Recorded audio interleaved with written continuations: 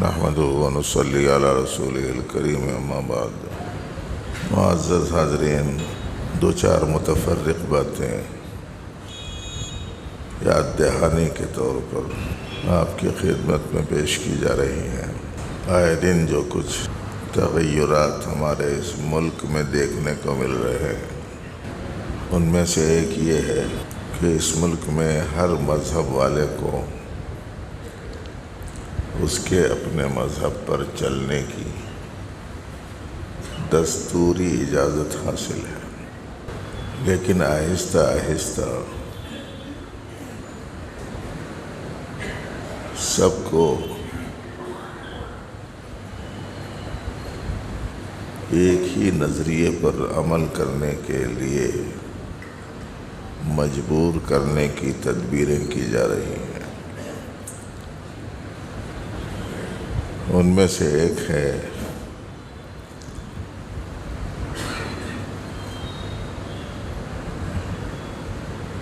یوگا کے مختلف طریقے،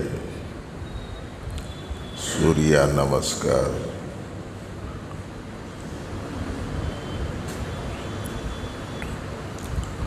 اور مختلف قسم کے ایسے نعرے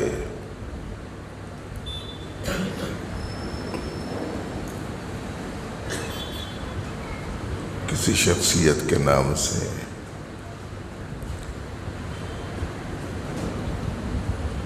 دھرتی کے نام سے، سوریہ نمسکار کے نام سے نعرے لگانے پر مجبور کیا جا رہا ہے۔ اب لوگ ان عمومی حالات کو ذہن میں رکھتے ہوئے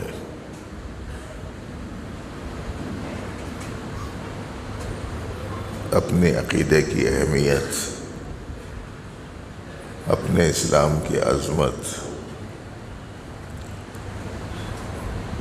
اور اپنے عقیدے توحید اور اپنے اسلام سے وابستگی کو نظر انداز کر رہے ہیں۔ عقیدہ اسلامی میں ان کے ایک قسم کی ڈھیل پیدا ہو رہی ہے۔ اس لیے کہیں ایسا نہ ہو کہ اس طرح کے ملکی حالات کے پیش نظر مسلمان بھی ان لوگوں کی ان کاوشوں سے متاثر ہونے لگے اور ان کے ان مطالبات کو پورا کرنے لگے۔ اس سے مسلمانوں کو بچنا چاہیے، اپنی نسلوں کو، اپنی خواتین کو بچانا چاہیے۔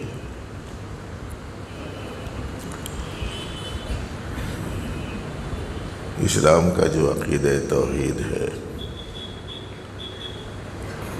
وہ تو ایسا ہے کہ پوری مخلوقات میں سب سے معظم، سب سے محترم، سب سے عظیم المرتبہ، اللہ کے سب سے زیادہ مقرب، اللہ کے محبوب ترین ذات گرامی، جو اولین و آخرین کے سردار ہیں، نبیوں کے خاتم ہیں، رحمت للعالمین ہیں، مسلمان تو ان کی بھی عبادت نہیں کرتا، اللہ کی عبادت کرتا ہے۔ اس لیے کہ یہ نبی علیہ السلام نے ہی بتایا ہے۔ پیارے نبی علیہ السلام نے فرمایا، اللہ کے علاوہ کسی اور کو سجدہ کرنے کی اجازت نہیں ہے۔ اگر کسی اور کو سجدہ کرنے کی اجازت ہوتی تو میں عورت سے کہتا کہ شوہر کو سجدہ کرے۔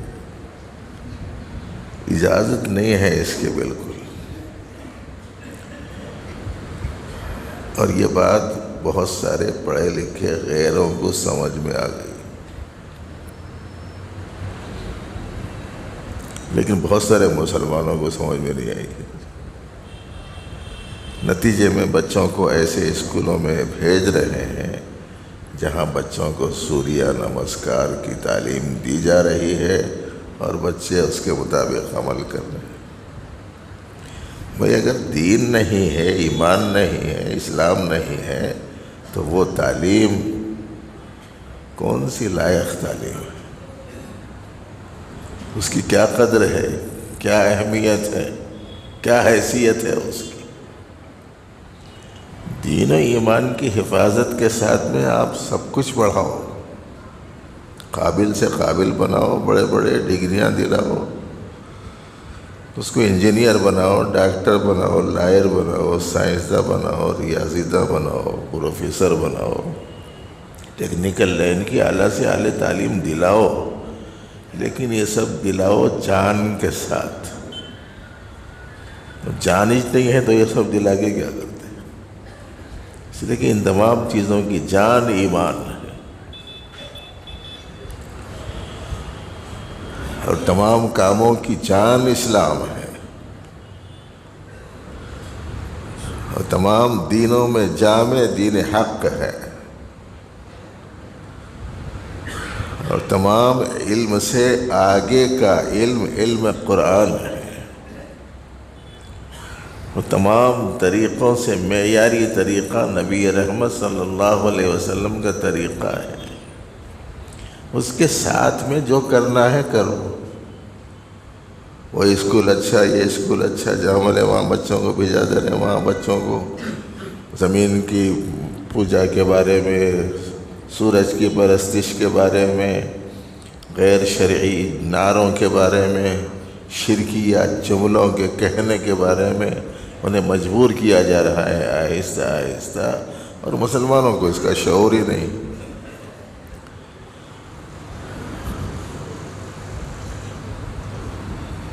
وہاں کچھ بھی کرا رہے ہوں گے، بھائی پڑھ لیا تو بس ہے، ڈگری ملی تو بس ہے۔ وہ ڈگری جو اسلام کے بغیر ہو ٹھیکری ہے، ٹھیکری۔ ٹھیکری جانتے ہیں؟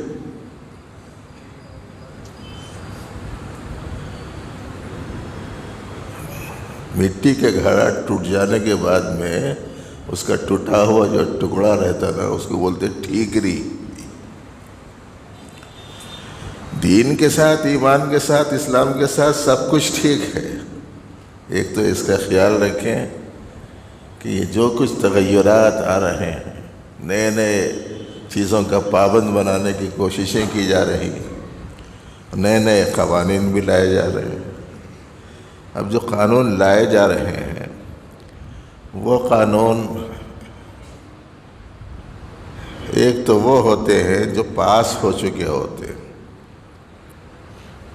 اور ایک وہ ہوتے ہیں جو تجویز کی حیثیت سے رہتے ہیں۔ تجویز کی حیثیت سے رہنے کی صورت میں رائے پیش کرنے کا حق حاصل رہتا، پاس ہونے کے بعد میں ذرا بولنے میں دشواری رہتی، لیکن سمجھنا چاہیے اس بات کو کہ اس کی تو اجازت مل گئی کہ 16 سال کی بچی رضامندی سے کسی کے ساتھ بھی اپنا جنسی تعلق قائم کر لے، کوئی حرج نہیں ہے۔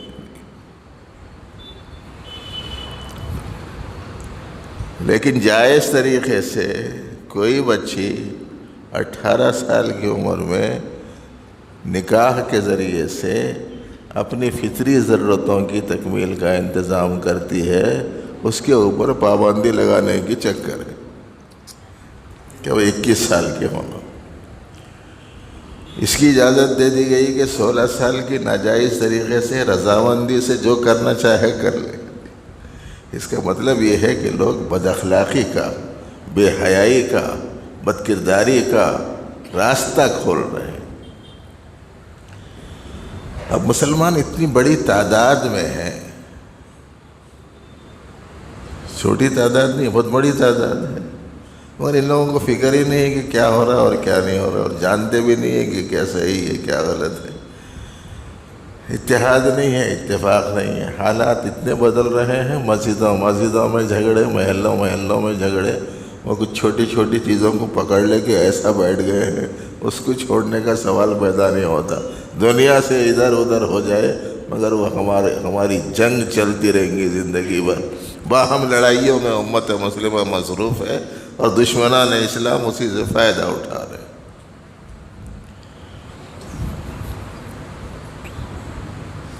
جبکہ جانتے ہی نہیں اصل حقیقت کو، اصل دین کو۔ اور جانیں گے بھی کیسا؟ کبھی جاننے کی کوشش ہی نہیں کرے. اور جانیں گے بھی کیسا؟ جو بدلانے کی صلاحیت رکھنے والے لوگ ہیں ان کے پاس میں جا کے بیٹھتے ہی نہیں. اور ان میں سے ایک بڑی خاصی تعداد ایسی ہے جو ان کے پاس جا کے بیٹھنے کو شاید اپنی بے عزتی سمجھتی. میں اتنا پڑھا لکھا ہوں، آ جا کے ان کے بیٹھا تو کیسا ہو؟ ارے پڑھے لکھے بہت ہیں مگر قرآن نہیں پڑھے، تو پھر ایسی صورت میں جو قرآن پڑھے ہوئے ان کے جا کے بیٹھنا آپ کی ذمہ داری ہے، اس واسطے کہ اس کے آگے کا علم کسی کے پاس بھی نہیں. سیکھنا چاہیے اس چیز کو، علم حاصل کرو، جو غلط چیزیں ہیں اس کے بارے میں شعور بیدار کرو.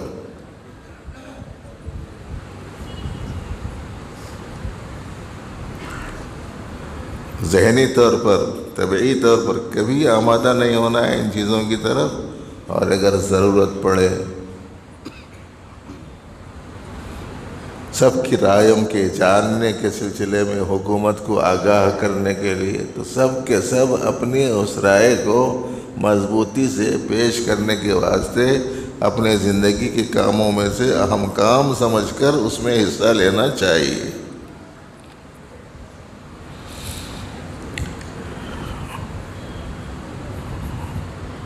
وہ جس وقت میں اسلام کی قوانین میں مداخلت کی بات اٹھی تھی 2-3 سال پہلے، 4 سال پہلے، اس موقع پر ایک فارم بنوا کے ہم لوگ ہمارے اسلام اور اس کے قوانین پر رضامند ہیں، مطمئن ہیں، ہم کو دوسرا قانون نہیں چاہیے بول کے وہ لکھ کے دستخط کر کے بھیجنے کا تھا. جس کے نہیں لے جا رہے دستخط کرنا پڑتا، پیچھے ہو جا رہا، دستخط کرنا پڑتا ہے، پیچھے ہو جا رہا. پتہ نہیں کون سی چیز کو سامنے رکھنے کے لائق سمجھ رہا ہے. یہاں سے جو نمائندگی ہوئی ہمارے تلنگانہ اور آندھرا سے، وہ لاکھوں کی صورت میں ہوئی، مگر لاکھوں کی صورت تو خالی ہمارے حیدرآباد میں بھی ہو سکتی تھی. تیاری نہیں ہے لوگ، فکر ہی نہیں ہے ان لوگوں کو اس سلسلے میں کہ مجھے مذہب اسلام اور دین حق کے لیے کچھ خدمات انجام دینا چاہیے، کہ میری زندگی کا اصل کام تو بس یہ کام ہے. باقی کی چیزوں کے پیچھے پڑ گئے.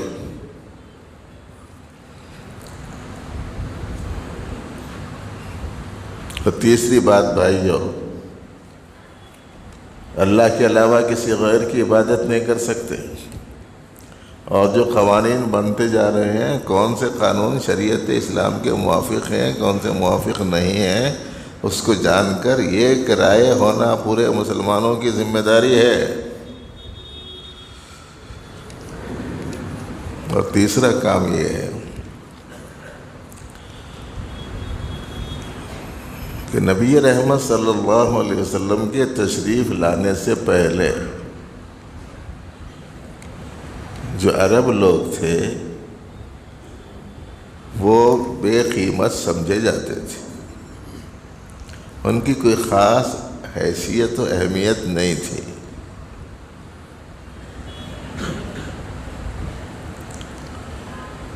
اس وقت کے بڑے حکومتوں کے جو سربراہ لوگ ہوتے تھے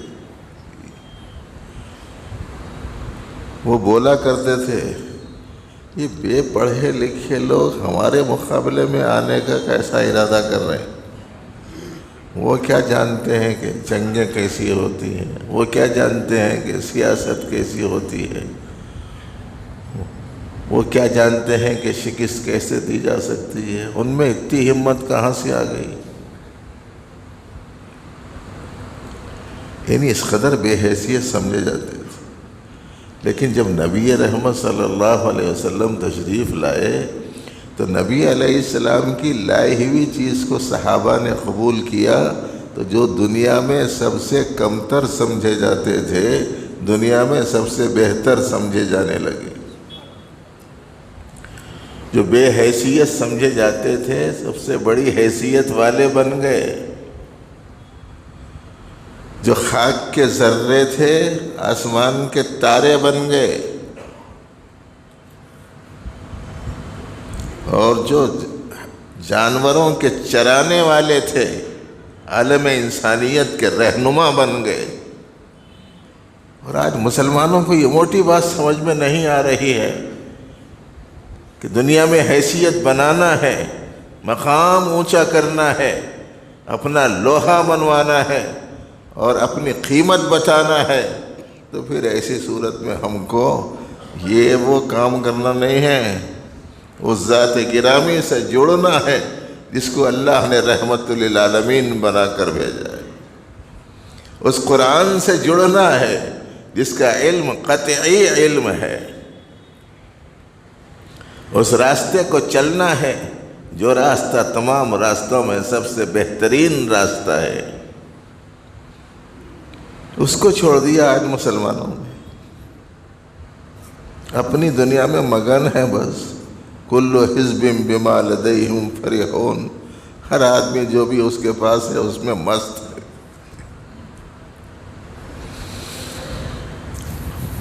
اس کا مفہومی ترجمہ کر رہا ہوں میں۔ کل حزب بما لدیہم فرحون، ہر شخص جو کچھ بھی اس کے پاس ہے اس میں مست ہے، مگن ہے، خوش ہے۔ میرے پاس یہ ہے، میرے پاس وہ ہے، میرے پاس جائیداد ہے، میرے پاس دولت ہے، میرے پاس دکان ہے، میرے پاس مکان ہے، میرے پاس کار ہے، میرے پاس ڈگری ہے، میرے پاس وہ کرسی ہے، میرے پاس یہ کرسی ہے۔ جس کے پاس جو ہے اس میں مست ہے، مگن ہے۔ یاد رکھیے اس بات کو کہ یہ سب کچھ بے قیمت ہے اگر قیمتی ذات کے ساتھ میں وابستگی نہ رہے۔ سب سے قیمتی اور بیش قیمت ذات، انمول ذات گرامی،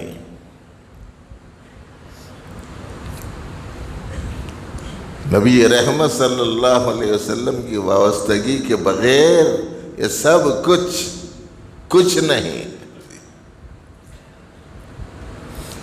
اور یہ وابستگی خالی زبانی نہیں ہونا، زبانی وابستگی والے بہت مل رہے ہیں، حقیقی وابستگی والا کوئی بھی نہیں مل رہا۔ میدان میں ڈبے پڑے ہوئے ہیں، بوگیاں ٹرین کی، میدان میں سینکڑوں بوگیاں پڑی ہوئی ہیں، ہر بوگی بول رہی میرا تعلق وہ انجن سے ہے، میرا تعلق وہ انجن سے ہے، میرا تعلق وہ انجن سے ہے، مگر کوئی بھی بوگی جا کے وہ انجن سے جوڑ رہی نہیں۔ منزل پہ پہنچ جائیں گی، جنگل میں پڑے نہیں سمجھ میں آ رہا۔ میری وابستگی حضور سے، میرا تعلق حضور سے، مجھ میں محبت حضور کی، میرے نزدیک سب سے زیادہ معظم اور محترم ذات نبی رحمت صلی اللہ علیہ وسلم کی، سب کچھ ٹھیک ہے۔ ارے بھائی جڑتا کیوں نہیں جا کے؟ وابستہ کیوں نہیں ہوتا؟ ان کا دامن تھام کر ان کے پیچھے پیچھے کیوں نہیں چلتا؟ یہ کمی ہے بھائیو جو اس وقت میں ہمارے اندرون میں ہے، اور یہ کمی ہمارے گھروں میں نمایاں ہے، ہمارے بازاروں میں دکھائی دے رہی ہے، ہمارے کاروبار میں دکھائی دے رہی ہے، ہمارے اخلاق میں دکھائی دے رہی ہے، ہماری معاشرت میں دکھائی دے رہی ہے، ہماری عبادتوں میں دکھائی دے رہی ہے۔ وابستہ ہے ہی نہیں کہیں بھی ہم لوگ۔ گھر میں گئے تو بول رہے میری چلنا، بازار میں گئے تو بول رہے جھوٹ دھوکہ چلنا، کمزوروں میں گئے تو بول رہے ہیں ظلم ستم چلنا۔ جی ہر جگہ یہی قصہ چل رہا بس۔ حضور سے وابستگی کہاں ہے؟ منزل پر وہ پہنچے گا جو صحیح معنی میں وابستہ ہوگا۔ سمجھ میں آنے کے واسطے ایک مثال دیا میں، آسانی سے سمجھ میں آنا بول کے۔ جوڑے بغیر نہیں چلتا کام، جوڑے بغیر جمتا نہیں کام۔ ہمارے کو تو دیکھے تو چو طرف سے کہیں سے بھی وابستگی نہیں دکھ رہی، نہ لباس سے وابستگی دکھ رہی، نہ اخلاق سے وابستگی دکھ رہی، نہ آمدنی سے وابستگی دکھ رہی، نہ خرچ سے وابستگی دکھ رہی، نہ گفتگو سے وابستگی دکھ رہی، کسی چیز سے وابستگی نظر ہی نہیں آ رہی۔ بہرحال بھائیوں، یہ 2-3 باتیں ذرا اچھا ذہن میں رکھ لیجیے۔ ہم اللہ کے علاوہ کسی کی عبادت نہیں کرتے، اس لیے ہر ایسا جملہ اور ہر ایسی ورزش اور ہر ایسا عمل جو توحید کے عقیدے کے خلاف ہو اور شرکیہ اور کفریہ ہو، مسلمان اس کو اختیار زندگی میں کبھی نہیں کر سکتا۔ زندگی قربان کر سکتا ہے مگر زندگی میں اس کو اختیار نہیں کر سکتا۔ دوسرے یہ کہ بچوں کی تربیت کے سلسلے میں ذرا فکر مند ہو جاؤ، اور امت مسلمہ کے عمومی مفادات کے پیش نظر جو کچھ آوازیں علماء اسلام کے ذریعے سے اٹھائی جا رہی ہیں، اس کا بھرپور ساتھ دینے کو اپنی زندگی کا ایک اہم کام سمجھو، اور زندگی کی ہر شعبے میں وابستگی اختیار کرو نبی رحمت صلی اللہ علیہ وسلم کی ذات کے ساتھ۔ حق تعالیٰ مجھے آپ کو علم صحیح، عمل صالح کی توفیق عطا فرمائے۔